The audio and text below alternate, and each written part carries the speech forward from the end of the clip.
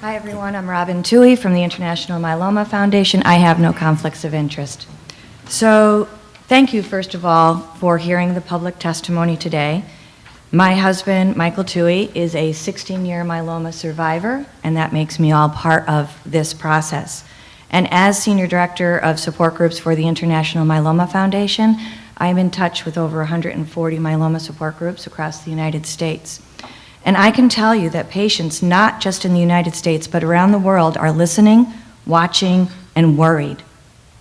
My personal and professional experience in passionately advocating for myeloma patients' rights is what drives me to ask you to hear and respond to the myeloma community's concerns. When my husband Michael was diagnosed with myeloma in 2000, at the very young age of 36, life expectancy ranged between 18 months to 5 years. Our children were 2 and 7 years old. We were both afraid they may not even remember Michael. In 2000, treatment options were extremely limited, and we lived with the heavy burden of trying to keep something in our back pocket, a big gun for when you really needed it. Today, we're able to treat myeloma in sequence and in combination that reflects our individual disease markers, chromosomal abnormalities, and yes, even side effect management and quality of life choices. I'll say that again, choices. Our goal from the moment Michael was diagnosed was to search out the best treatment options available, to connect with the top myeloma experts, and to become empowered with knowledge and to form a team with our doctors to make critical decisions that could save Michael's life. Michael has been through many treatment options, including a clinical trial, which has since been FDA approved. He's been on this oral therapy for 11 years. He has had a good quality of life and contributes to society. If guidelines stated that he could only be on this drug for a certain time period to save money, would this benefit him or a payer? If he had to follow ICER recommendations back then, he may have been put on an inferior, less expensive first treatment, then need to fail, which absolutely would have a negative impact on his quality of life and his ability to productively contribute to society.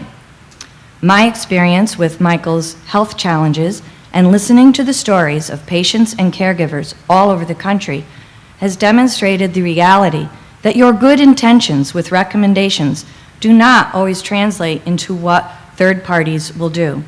This is a very slippery slope that should not give anyone leverage to limit or deny access to treatment.